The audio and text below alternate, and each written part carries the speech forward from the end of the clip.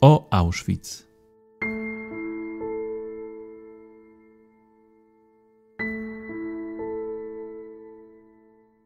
Historia obozu Auschwitz jest niezwykle złożona. Łączył on dwie funkcje – obozu koncentracyjnego i ośrodka zagłady. Nazistowskie Niemcy prześladowały w nim różne grupy ludzi, a kompleks obozowy nieustannie rozbudowywano i przekształcano. W podcaście o Auschwitz mówimy o historii obozu oraz o naszej współczesnej pamięci o tym szczególnym miejscu.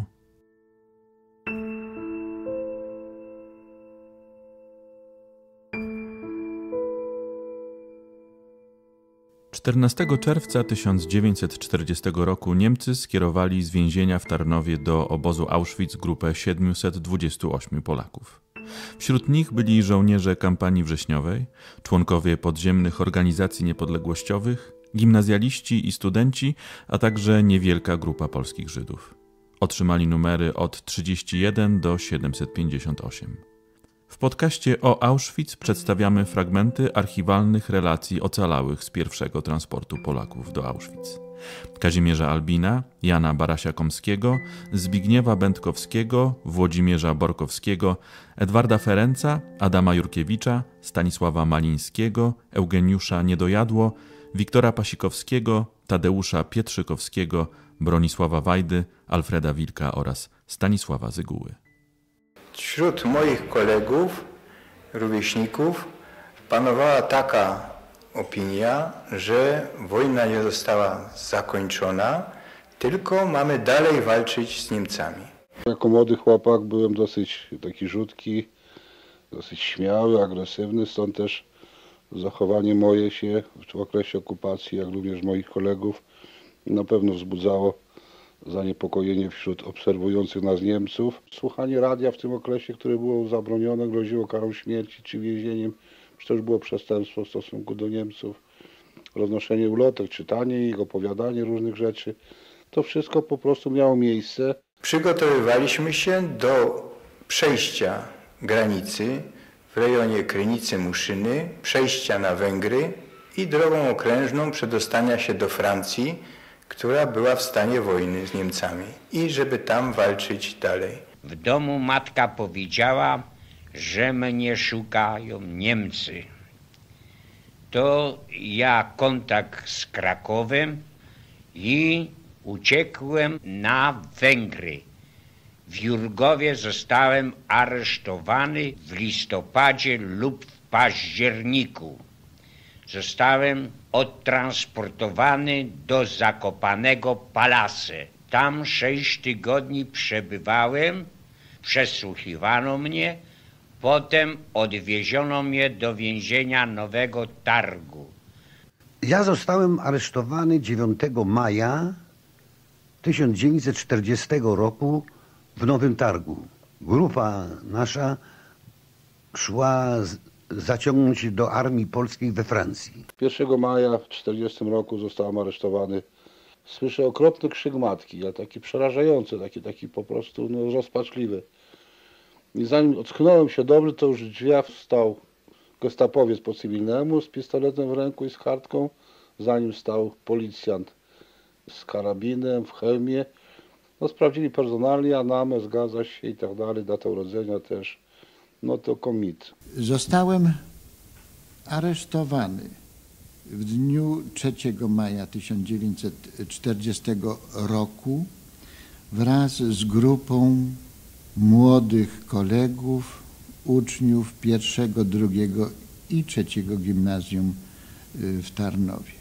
Powód aresztowania był następujący. Mianowicie w 1940 roku założone zostały pewne koła, organizacja młodzieżowa i to była jedna z przyczyn mojego aresztowania. 6 maja po południu, w godzinach gdzieś około 18, podjechał samochód osobowy Gestapo pod dom, w którym mieszkałem. Wyjęli z kieszeni karteczkę, na której były wypisane 2 nazwiska. Moje i mojego brata Juliusza. Zostałem aresztowany przy przekroczeniu granicy w drodze na Węgry. Później nas nazwano turyści, w cudzysłowie oczywiście. Byłem przesłuchiwany. Bili niesamowicie strasznie. Tak mam tutaj na tyłku, tu ręce, głowa. Tu mam takie rowy po prostu na tyłku, palce, proszę bardzo, poodbijane. W dodatku tak przez 2 tygodnie to leżałem tylko na brzuchu, bo na tyłu nie mogłem zupełnie leżeć. Przesiedzieliśmy do maja. W maju nas przewieźli do Tarnowa, do więzienia. Na Węgry uciekaliśmy tak jak i wszyscy inni Polacy w tym czasie. Chcieliśmy na zachód. W rezultacie tego aresztowania później zostaliśmy przywiezieni, najpierw aresztowani i osądzeni w Dobšinie, później w Preszowie, później oddani Gestapo do Muszyny. Z Muszyny przez Nowy Sącz i Tarnów do Oświęcima. Oczywiście transport do Tarnowa był okropny, wieźli nas samochodem obstawionym karabinami maszynowymi, z tyłu na motorach jechali policjanci z przodu i z boku, po prostu jak jakichś okropnych przestępców. To jest po prostu coś nie do opisania, co w tym Tarnowie się działo. Mieszkaliśmy w celi, która miała maleńkie okienko zakratowane tak wysoko, że chcąc się do niego dostać, trzeba było po prostu wchodzić na drugiego. Nie było żadnych stołów, żadnych stołków. Pamiętam, były chyba 4 łóżka przypięte z tej strony 2 i z tamtej strony tak jest. 4 łóżka były przypięte do ściany na stałe, które się składało na dzień. I były chyba 4 takie podwójne, dwupiętrowe łóżka na środku. I w tą salę mieszkało nas chyba 80, około 20 osób. Przy tym nie było ubikacji, nie było w ogóle wody. Był taki kibel, jak to w więzieniach się nazywało w końcu, taką osłoną. Tam się po prostu załatwiało wszystkie sprawy fizjologiczne. Z tym, że był niesamowity głód. Okna nie wolno było otwierać. Ten pobyt w więzieniu naturalnie, tak jak każdy z aresztowanych, był związany z doprowadzaniem do pokoju przesłuchiwań na terenie więzienia i dosyć przykrych przesłuchań, z których człowiek musiał bardzo uważać, żeby przypadkiem nie wydać dalszych kolegów. Wiedzieliśmy, że wywożą ludzi na roboty do Niemiec i raczej liczyliśmy się z tym, przynajmniej w naszej celi, że będziemy wywiezieni na roboty do Niemiec. Raczej nastawiliśmy się pogodnie, bez pesymistycznego nastawienia. Wierzyliśmy, że to niedługo potrwa, że przejdzie i wyjdziemy z więzienia. Tak było do 13 czerwca. Wiedzieliśmy, że coś się przygotowuje, prawda, bo już ruch się zaczął w więzieniu, już zaczęli spisywać, szeregować, znaczy grupować nas. Rozeszła się wiadomość, że część więźniów będzie wywożona. Przyjęliśmy tę wiadomość z wielką ulgą. Cieszyliśmy się, bo już ten pobyt w tych 4 celach, proszę wziąć pod uwagę, że to był maj, czerwiec, więc najpiękniejsze dni w roku, a my tylko narażeni na oglądanie się poprzez kratę naszej celi tego budynku obecnego sądu. 13 czerwca wywieźli nas z więzienia. Samochodami udajemy się w nieznanym kierunku. Jak się okazało, udaliśmy się pod silną eskortą do łaźni miejskiej. Tam nam zrobili jeszcze piękną kąpiel gorącą i w tej łaźni na podłodze, na tym betonie mokrym, w tej wilgoci trzymali nas do samego rana.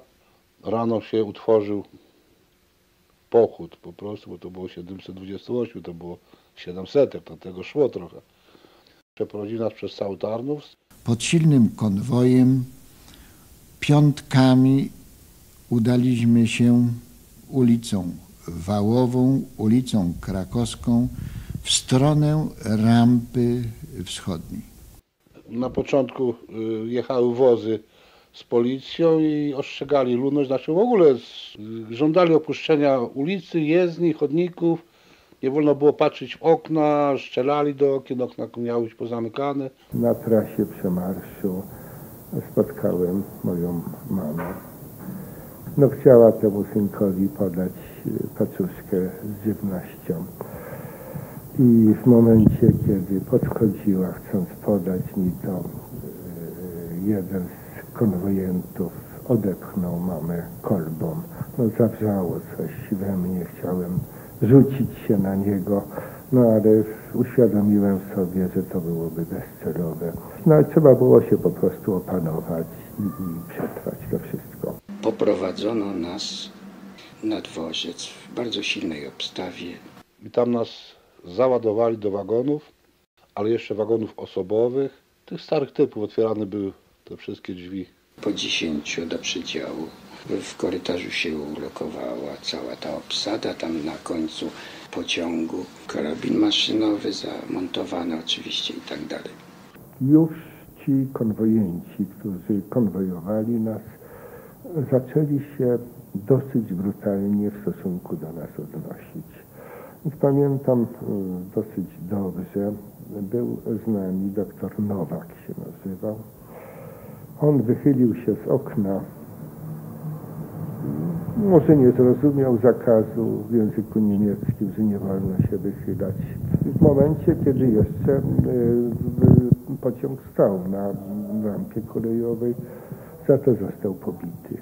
Więc to tak już troszkę zdetonowało nas wszystkich. Zaczęliśmy tracić humor i tracić pewność. I żeśmy wyruszyli przed południem, nie pamiętam, która godzina była. Był to, jak się okazało później, pierwszy transport polskich więźniów. Do końca nie wiedzieliśmy, gdzie jedzie. Byliśmy przekonani, no najwięcej, oczywiście były różne pogłoski, a najwięcej zwolenników miała pogłoska, że jedziemy na roboty do Niemiec. To było lato, 14 czerwiec. O Oświęcimiu w ogóle nikt jeszcze wtedy nie słyszał. Ruszyliśmy w kierunku Krakowa, okolice mi znane, prawda, przyjeżdżałem. Pociąg skierował się na zachód, minęliśmy Bochnię. I na dworcu w Krakowie zatrzymaliśmy się. Popatrzyłem przez okno, no i zauważyłem ten ogromny tłum na dworcu, przeważnie Niemców elegancko ubranych, tam wojskowych dużo. Była muzyka, takie marsze i w pewnym momencie nagle przerwali tę melodię. Rozległ się głos speakera. Achtung, Achtung. Unsere tapfere Truppen haben Paris genommen. Nasze dzielne wojska dzisiaj zajęły Paryż. Strzelali salwy, prawda, z karabinów z tego powodu. Wielkie przygnębienie. Jedziemy dalej, mijamy Trzebinię, z Trzebini skręciliśmy na południowy zachód. Ogólne przypuszczenia były takie, że udajemy się do Austrii na pracę. Okazuje się, że znajdujemy się na stacji Auschwitz. W końcu dojechaliśmy i zauważyłem na stacji ogromny napis Auschwitz. Wielki napis czarnymi literami na ogromnej jakiejś płachcie. Ogromna konsternacja w wagonie, równocześnie zaciekawienie, gdzie my jesteśmy. I nam się wydawało, że może jesteśmy w Niemczech. Nikt wtedy nie wiedział, że to jesteśmy w Oświęcimiu, że Oświęcim nazywa się Auschwitz. Nikt nie myślał, nie przypuszczał, że będziemy przewiezieni do obozu koncentracyjnego. Wjeżdżamy jakąś bocznicę, ten pociąg szarpie, przewraca, znowu podjeżdża, znowu staje, znowu podjeżdża.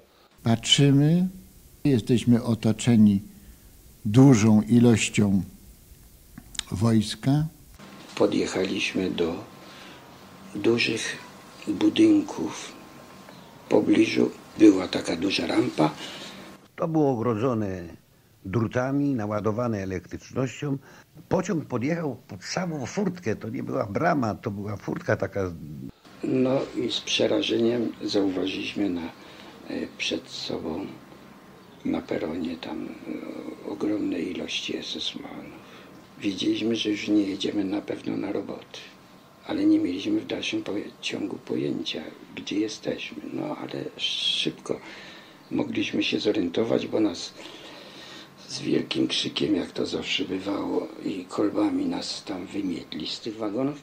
Przed nami druty kolczaste, pierwszy wstrząsający widok, psy, szczekające, SS-mani biją kolbami, porzucamy niektóre swoje pakunki, walizki, wpędzają nas za druty. Raus, austreten, antreten, krzyczą, drą się i los, i sznele. To było tempo niesamowite. Z tymi tobołkami, które żeśmy mieli pod pachą, z tych wagonów nas po prostu wyrzucają kopniakami. Jakiś się kręci kilku ludzi ubranych w pasiaki, granatowe czapki takie, biało-niebieskie pasiaki, takie letnie się okazało drelichy, później granatowe bluzy mają. Jak się potem okazało, była to pierwsza 30 Niemców, którzy zostali przewiezieni do Oświęcimia jako kapowie, którzy mieli tam nas dalej prowadzić. Z kijami, z pałami biją. Wokół takie gniazda zesmańskie leżeli w trawie, schowani, tylko było widać hełmy, karabiny maszynowe. Wpędzają nas na jakiś plac ogrodzony drutem, olbrzymi budynek murowany. Przed budynkiem było 30 tych więźniów, pierwszych numery, począwszy od Lager Eltesta i skończywszy na tym ostatnim, się nazywał Wieczorek, prawda, numer 30. Przyjechali z Sachsenhausen, to byli więźniowie, którzy siedzieli już od 1933 roku. Złodzieje, za kradzież. Środkowy budynek Monopolu był już przygotowany jako obóz i wtedy po raz pierwszy w życiu widziałem, jak wygląda obóz. Z okien wagonii wyglądało to groźnie. Budynek otoczony 4 wartowniami, a na środku wieże drewniane, prowizoryczne. Był płot, prowizoryczny płot kolczasta. To był budynek polskiego monopolu tytoniowego, magazyny. I one zostały po prostu dostosowane do tego naszego chwilowego przyjęcia. Biegiem musieliśmy wychodzić z tego wagonu.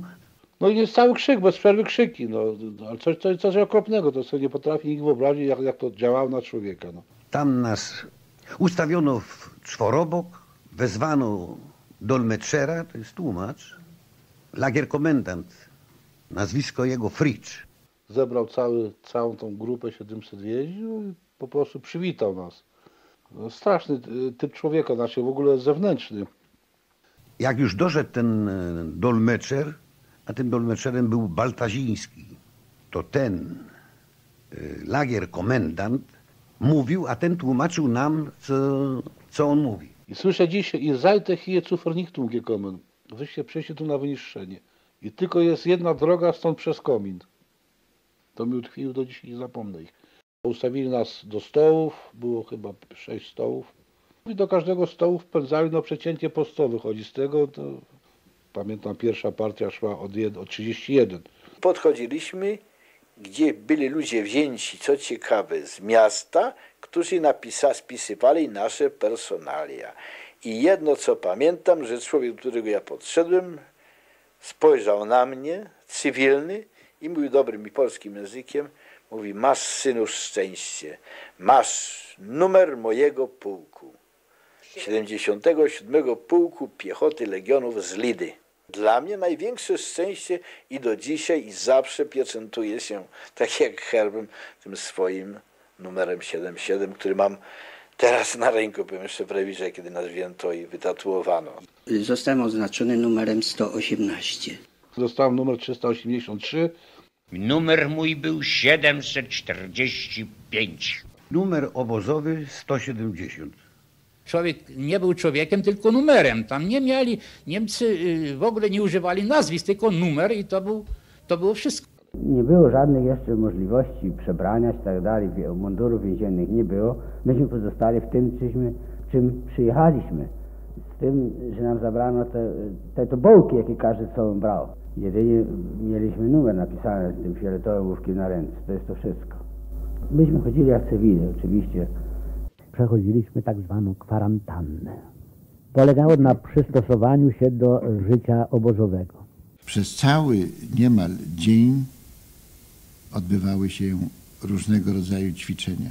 Był taki esman, nazwaliśmy go Fajeczka. Ten uprawiał z nami sport. Skakanki, bicie, kopanie, systematycznie przez cały miesiąc. Podobno wstawaliśmy o 4 rano, jak słyszę, bo nie mieliśmy zegarków, więc mi trudno było to ocenić. No a spać się szło bardzo późno, bo już po zachodzie słońca, a przecież był to czerwiec, lipiec, a więc szczyt lata. Przez ten transport to była praktycznie inteligencja. Więc tam przecież była masa i księży, była masa, powiedzmy, i adwokatów, i profesorów, i nauczycieli, i lekarzy. Przecież ten transport był bardzo bogaty, bardzo naprawdę. To była sama inteligencja. No i młodzież szkolna. Ostatecznie przez młodzież należy też zaliczać do inteligencji, gdzie ja już skończyłem wtedy małą maturę, a część kolegów była po dużej maturze. Albo żeśmy obijali mur na ścianie po prostu w stynku, albo żeśmy skubali trawkę między kamyczkami. Część kolegów nosiła wodę, ja też nosiłem wodę w kotłach. Pierwsze spotkanie z regulaminem obozowym było dosyć takie nieprzyjemne, dlatego że nagle wieczorem oni zauważyli, że ktoś coś przeskrobał, jakiś przepis, o których myśmy nie widzieli, i dostał bicie 25 publicznie i krzyczał strasznie, nie?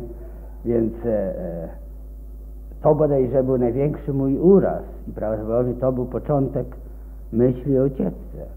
Ta straszliwa niesprawiedliwość, którą musieliśmy z miejsca doświadczyć na sobie, nie czując się winnym do żadnej winy. I nagle tutaj ktoś bez dania racji jest ukarany publicznie. To ja uważam, że to bodajże było pierwszy wstrząs. Gdy trafiliśmy do tak zwanej kwarantanny, nie było oczywiście pracy, tylko była gimnastyka przez tyle godzin, ile tylko załoga esesmańska chciała nam poświęcić swojego czasu. Więc od rana do dnia, od świtu, po kubeczku jakiejś tam lury kawy takiej, pseudokawy, ćwiczyli z nami. Zaczynało się najpierw od marszu, ustawienie dziesiątkami, całej tej 700 ludzi ustawionych w tym i maszeruje. I na komendę Ein Lied, czyli śpiewać, zaczęli, najpierw nas uczyli tych śpiewek. Tam Lory, Lory, Im Lager Auschwitz, Im Auschwitz, czyli biegiem marsz. I naokoło tego placu biegiem. No 700 ludzi, to przecież tumult kurzu był. Gdyśmy pierwszy raz wstąpili na to podwórze, to była ogromna trawa, po kolana prawie tam. Ale wieczorem tego samego dnia już trawy nie było. Biegiem, padnij, później powstań, rollen, hipfen, hinlegen auf, czyli padnij, powstań, żabki, ćwiczenia, ręce na plecach, ręce na głowie, w knibogi, w przysiadzie. A te ćwiczenia to były mordercze. To niby był sport, ale to był sport morderczy. Ludzie padali z tego. Ja żeśmy, pamiętam, stali czyste południe, słońce pali, nas trzymali godzinę, 2 w przysiadzie, ręce założone na karku. Pamiętam, ci ludzie mieli głowy takie jak cebrzyki spuchnięte od słońca. Po prostu takie oczy jak szparki. Głowy puchły jak banie, umierali, padali koledzy. To działo się w okresie największych upałów. Po wyjściu z więzienia, gdzie powiedzmy cały czas ten więzień przebywał w cieniu, pozbawiony słońca, ukazanie się nagle na słońcu i przebywanie kilkanaście godzin z gołą głową, z ostrzyżoną głową na słońcu, powodował wstrząs dla organizmu z jednej strony, a z drugiej strony opuchnięcie twarzy. Twarze takie obrzękłe, że kolega kolegi, brat brata nie poznawał. No więc to była też taka jedna z podstawowych katuszy. Taki był Majer, Untersturmführer, zastępca Lagerführera, czyli kierownika obozu. Wysoki chłop, miał psa takiego wilczura olbrzymiego i kiedy ćwiczyliśmy te właśnie zwroty, wejścia, wyjścia, tam komuś to nie podchodziło. Znaczy nie wychodziło. To pamiętam się 4 albo 3 więźniów kazał mi wyskoczyć na takie drzewko. Ale to było drzewko takie, które miało pień chyba nie grubszy od mojej ręki. I kiedy oni na to drzewko wyszli, to drzewko dosłownie z nimi się wyginało. Przeginało się aż prawie do ziemi. Względnie jak spuścił nogę, a pod drzewem stał ten pies, ten wilczur, to wytresowany pies. I od razu wskakał i łapał za nogę. No to więc ci więźniowie z siłą po prostu faktu sobie zdawali sprawę z tego, że jak tą nogę spuścił, to mu poharażą. Więc kurczowo trzymali się, robili wszystko, żeby się na tym drzewie utrzymać. I z tego drzewa pamiętam, jak papugi krzyczeli te właśnie zwroty, Herfling taki. Później zrobili chór. Zebrali wszystkich Żydów, na przykład na środku placu Apolowego i zawołali księdza No i on był kapelmistrzem, znaczy dyrygentem. On dyrygował tymi Żydami, oni śpiewali Jeruzalem, te żydowskie pieśni. A w efekcie, że jeszcze było za mało tej zabawy, to zapalili, pamiętam, siennik ze słomą na placu i ci Żydzi się musieli przez ten siennik, przez ten płonący siennik rolować się, kręcić i się cieszyli. Kilku moich kolegów młodych, jeden z Jarosławia, bodajże, jeżeli sobie przypominam, i inni z innych, z uwagi na, przypuśćmy, słabą kondycję psychiczną, po prostu nie wytrzymali nerwowo i załamali się psychicznie, zaczęli krzyczeć, wołać coś, tak że Niemcy zorientowali się, że oni są psychicznie załamani, wzięli ich i ich, tak jak słyszeliśmy, później rozstrzelali w tak zwanej Kiesgrubie. Mieszkaliśmy na olbrzymich salach z posadzką betonową, gdzie było rzucono trochę słomy na ten beton i taka jak gdyby deska odgradzała. I tam jak się szło spać, to się stawało tak jeden przy drugim i na komendę raz, dwa, trzy się rzucało w tą słomę, w te plewy takie i żeśmy szli spać. Nie było żadnych łóżek, dosłownie byliśmy stłoczeni w 2 czy w 3 salach. Przypuśćmy, nie można było nawet położyć się wygodnie do spania, tylko trzeba było na jednym boku, prawda, spać, a jeżeli ktoś chciał się przewrócić, to musiał się cały ten rząd przewracać. Jeżeli, przypuśćmy, chciał wyjść gdzieś z potrzebą fizjologiczną, no to nie było mowy, żeby się dostał tego, musiał spać na środku, na deskach. Okna nie wolno było otworzyć, bo strzelali do okien. Okna były zamknięte. Ubikacji nie było, stały na korytarzu beczki takie po śledziach, cholera jasna, tam się sikało do nich. Wiadomo, jak to było 700 ludzi, ile tego potrzeba było. To wszystko sikało, te beczki przelewały się, był smród, był odór. Niesamowite rzeczy. Jedzenie składało się, że tak powiem, całodzienne z 3 dań. Rano była tylko gorzka herbata, w obiad litr zupy i to takiej wodnistej. Więc jakie to były zupy? Albo brukiew, albo kapusta, albo jakiś szpinak, prawda, same łodygi prawie, nawet niejadalne, albo jakieś inne, przypuśćmy, jarzyny, z tym, że tych jarzyn nie było wiele, a było najwięcej wody. To była po prostu woda. No. To był litr tej zupy, a na kolację dostawaliśmy również pół litry kawy i 25 deko chleba i kawałeczek albo kiełbasy, albo marmolady, to w zależności, ale raz była kiełbasa, raz dosłownie, ile to mogło być, 2 deko tej kiełbasy, albo łyżeczka marmolady, albo jakieś myśmy to nazywali te zgniłe sery, tak zwane kwargle po niemiecku, które trudno było nawet zjeść. I to było na kolację. 1/4 bochenka chleba takiego wojskowego dostało się. To była porcja całodzienna. Jeżeli ktoś zjadł całą porcję chleba na kolację, no to na rano już nie miał nic, to musiał tylko popijać kawę i o tej kawie iść głodny po prostu do pracy. A praca była nadzwyczaj ciężka. Pierwsza moja praca, jak przyjechałem do Święcimia, to była przy tak zwane Planierungskommando, gdzie ziemię trzeba było wykopać pod budowę nowych bloków i tą ziemię taczkami przewozić w inne miejsce. I to wszystko robiło się im Auschwitz, to znaczy w pośpiechu, w biegu po prostu. Po takim dniu człowiek jak przyszedł do bloku, to był kompletnie wyczerpany i skonany, że nawet to jedzenie mu nie smakowało, którego i tak było niewiele. Co pewien okres czasu część współwięźniów znikała. Stopniowo wybierano ludzi według zawodów i już do centralnego obozu przesyłano. Po prostu wywoływali niektórych fachowców, jak stolarzy, cieśli czy hydraulików i ci już na tą kwarantannę nie wracali. Tu się zaczęły nasze obawy. Chcieliśmy tutaj jak najdłużej pozostać. Po miesiącu czasu kwarantanna została zlikwidowana i zostaliśmy wszyscy przeniesieni do Oświęcimia. Tu spotkaliśmy swoich poprzedników, którzy nas wcześniej opuścili. Oni to pierwsi pracowali nad ogrodzeniem dotychczasowych budynków, a te budynki to pozostałość po którymś pułku stacjonującym w Oświęcimiu. Pierwszy blok według starej numeracji to był dla kapów, 2 blok to mieszkałem ja, To mieszkałem na bloku numer 2 i blok numer 3 i 3A to był przeznaczony też dla Polaków, dla więźniów.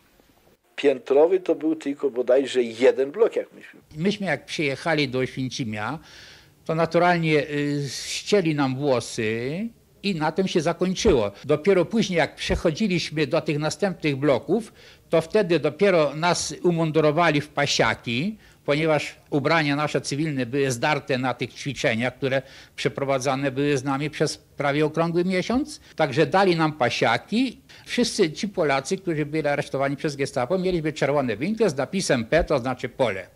Jak już nas przenieśli na następne bloki, do tych bloków koszarowych, tam również nie było żadnych łóżek, tylko były takie silniki napychane słomą i bodajże po jednym kocu. I na tych silnikach spaliśmy również stłoczeni, jak to się mówi, jak przysłowiowe śledzie. No i stamtąd zaczęliśmy już wychodzić po prostu do pracy, na tak zwane komanda robocze. Zostałem przydzielony do rolwagi, do komanda rolwagi. Wybrał nas Niemiec. To był taki zielony winkiel. Wybrał nas 20 i woziliśmy wodę, kamienie, po obozie, jednym słowem. Wychodziliśmy z tej kwarantanny. Myśmy widzieli wszystko to, co się dzieje, ale poruszaliśmy się po obozie i dostarczyliśmy wody do kuchni, bo to była prowizoryczna kuchnia początkowo między pierwszym a drugim blokiem. Przywoziliśmy tam im te jedzenie z kotłami i tak dalej. W ogóle takie transportowe robotyśmy wykonywali. Rozpoczęła się momentalnie rozbudowa. Wzięli nas do noszenia cegieł ze zbieranych baraków, stajen, bo tam był, prawda, 50. któryś pułk piechoty, drugi batalion z Katowic. Tam stacjonował, więc tam budowano, tam były domy rodziny wojskowych, były stajnie końskie, czyli murowane. To one zostały rozbierane i wszystko zaczęto znosić do obozu. W pierwszym okresie byłem zatrudniony przy stawianiu słupów, drut kolczasty, kopania przy murarzach. Bez przerwy biegiem. Taczki naładowane pełne ziemią i bieg. Ludzie padali.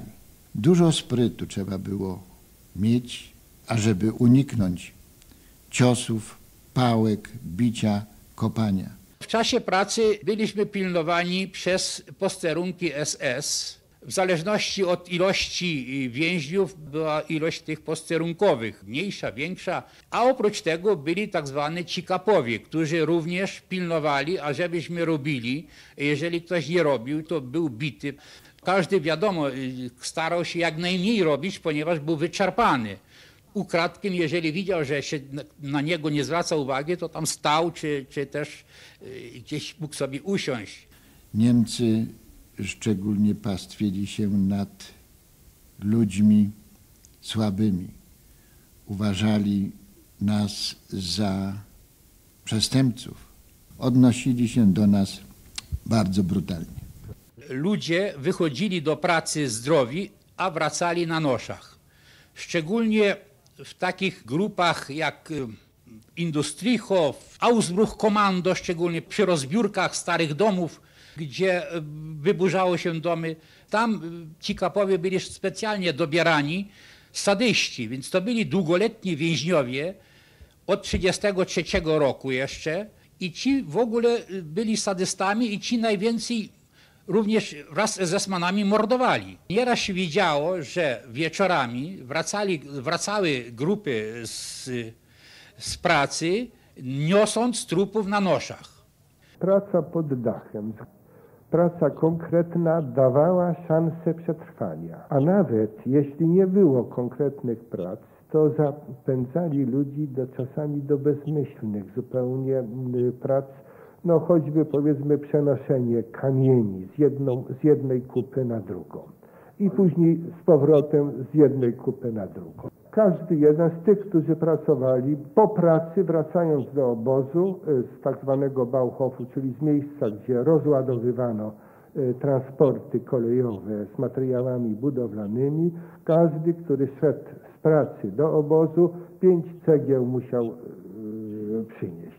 Do obsługi takiego wielkiego obozu, który stale był w rozbudowie, byli potrzebni wszelkiego rodzaju fachowcy. I ci fachowcy, jeżeli byli zatrudnieni w swoim fachu i ten fach wykonywali dobrze, ci ludzie mieli pełne szanse przetrzymania. Ci, którzy nie znaleźli konkretnej pracy w zawodzie, pracowali na wolnym powietrzu. Jeżeli były to bardzo ciężkie prace, praca w żwirowni przy wydobywaniu żwiru, praca przy budowie kanału pomiędzy Wisłą a Sołą.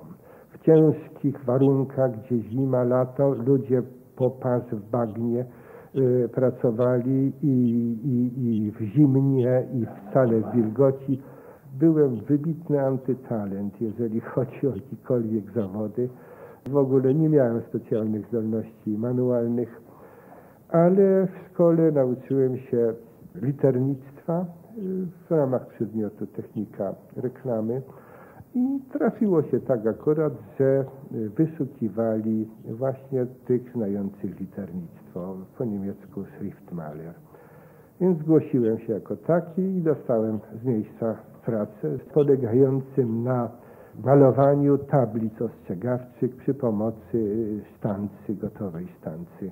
Po prostu na białym tle, na tablicy z białym tlem, czarną farbą malowałem trupią główkę i literę Halt stój. Z małego obozu Oświęcim rozrósł się do kilkutysięcznego olbrzymiego obozu. Na początku istnienia obozu były bardzo niesprzyjające warunki. Człowiek dla człowieka był wilkiem. Każdy starał się dla siebie. Jeżeli była wpadka, to Niemcy wzajemnie się zdradzali. Natomiast Polacy po doświadczeniu, że jeżeli nawet należał do jakiejś organizacji pomagających więźniom, sprawa się tak unormowała, jeżeli wpadniesz, to wszystko na siebie bierzesz. Ani słowa, bo ginął ten, który donosił i ginął ten oskarżony. Na tym cały widz polegał, żeby organizować i żeby jeden drugiego pomagał. Gdyby nie koledzy, to niewątpliwie nie mógłbym przeżyć tego wszystkiego. W podcaście użyto fragmenty archiwalnych relacji więźniów pierwszego transportu Polaków do Auschwitz. Kazimierza Albina, Jana Barasia-Komskiego, Zbigniewa Będkowskiego, Włodzimierza Borkowskiego, Edwarda Ferenca, Adama Jurkiewicza, Stanisława Malińskiego, Eugeniusza Niedojadło, Wiktora Pasikowskiego, Tadeusza Pietrzykowskiego, Bronisława Wajdy, Alfreda Wilka oraz Stanisława Zyguły.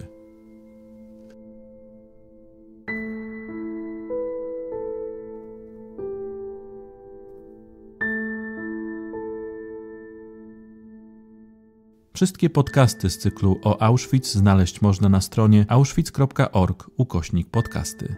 Prosimy o wsparcie naszej misji i udostępnianie naszych podcastów w mediach społecznościowych.